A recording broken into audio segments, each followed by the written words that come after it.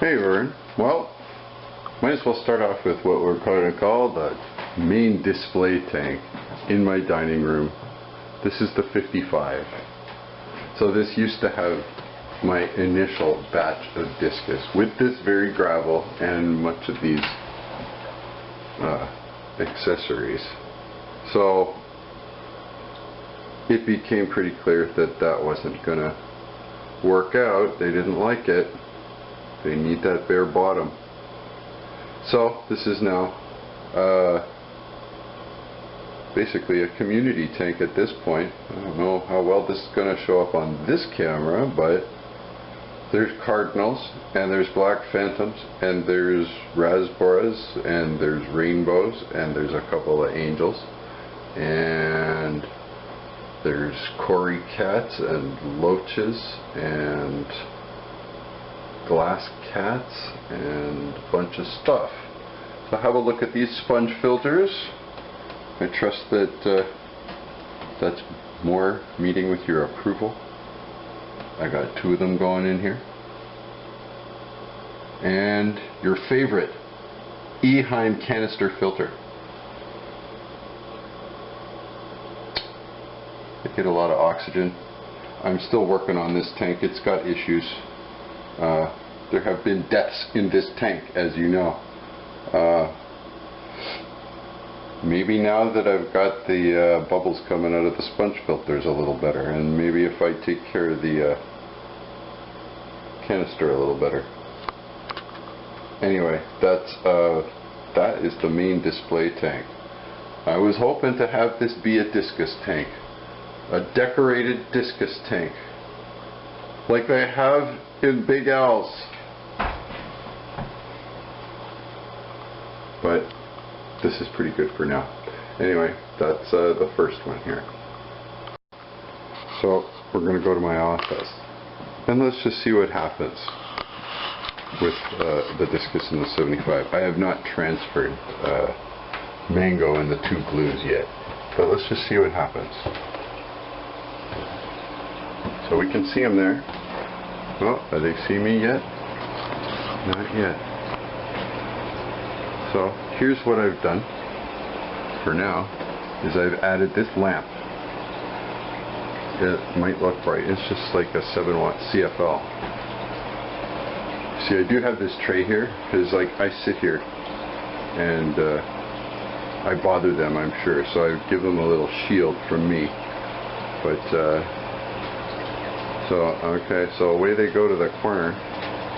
So again, I have my overhead, and now I have this, and I mean it gets in behind there. I made sure that there's a couple of good 2-3 inches of glass for this light to actually shine through there. So I guess that's not enough. I do have a challenge with putting some sort of overhead light here. I'd have to mount something. I do have a light on top of the piano over here, on top of my little makeshift brine shrimp hatchery, and it's basically on all the time. That's kind of my night light and my daylight. And there they all are. Hey, look at those bubbles. Uneaten food. Get over there. So here's what used to be a really nice, actually, Tetra tank, but the current inhabitants, the Buenos Aires and the Red Colombians, they have chased everybody else out, pretty much. I mean, I got him, he's good anywhere, basically. He can take care of himself. A couple of swordtails, they seem to be unaffected by the Buenos Aires, but I tell you, those tetras are pretty aggressive against, there were the rainbows in there. But basically, a bunch of fish you saw in the dining room tank were in here. And now it's just basically the big tetras. And 4 neons, and bodias, and bottom feeders, and algae eaters. So this tank you saw off in the video, this is now on. There's a couple of algae eaters in here cleaning up. There's your sponge filters. This is going to be, hopefully, the future home of a soon-to-be adopted African cichlid, hence my discussion about African cichlids when we met today. So just kind of turned it back on. I'm gonna have to clean those sponges and give it a water test, make sure everything's okay before putting him in there. This tank here has basically got my glow light tetras, and I doubt you're going to be able to see them. And this, oh, it will let me zoom. Oh, you're going to see my cat. I have 1 algae eater and 9 glow light tetras in there. And surprisingly, they actually seem pretty happy. Oh, here's my cat. He's about 17. He loves these fish down here, I gotta tell you.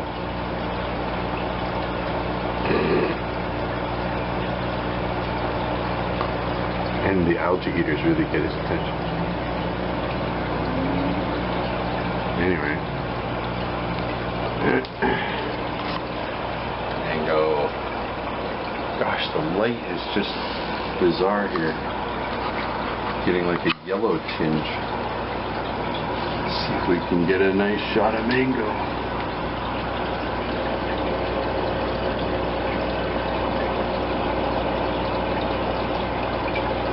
He just ate. He's full. He should be full. He should be fat and full.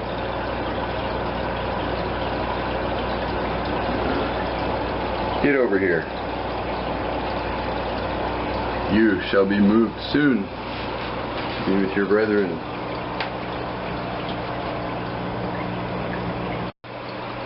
Well, let's at least see if this camera will do a better job of actually recording the fish. We can see what they actually look like. Here, if this camera zooms, if I'm not mistaken. There's a little one. That's the blue one that's grown a lot. And then I think you called that one a leopard. Oops. Holy reflection.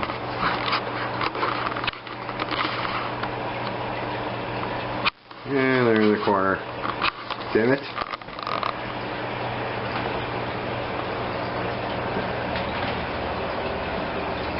Freaking out as I walk. Like this, you know, I'm close to them, but when you walk by your tank, you're close to them too. They're like right in the damn corner. So there's what the light looks like. There's definitely light coming through. Is that not okay? Considering what we got going on here. So that's where I come in. And as soon as I come down there, in the corner, man. Come on, you guys. Jeez.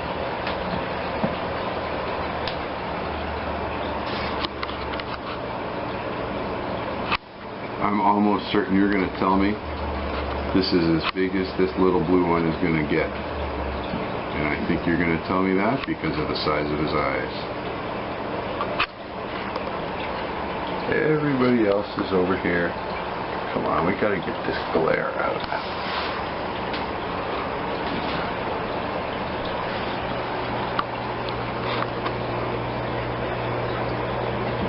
They're so freaked out, man. He's got his fins right on the damn intake. Alright.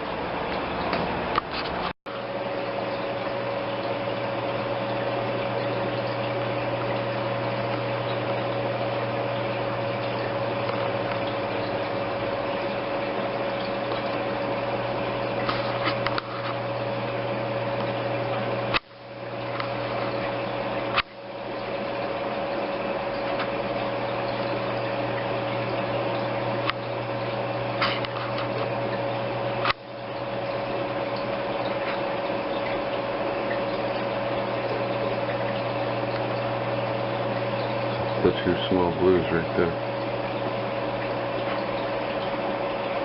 I bet you're going to tell me because of their eyes, that's as big as they're getting.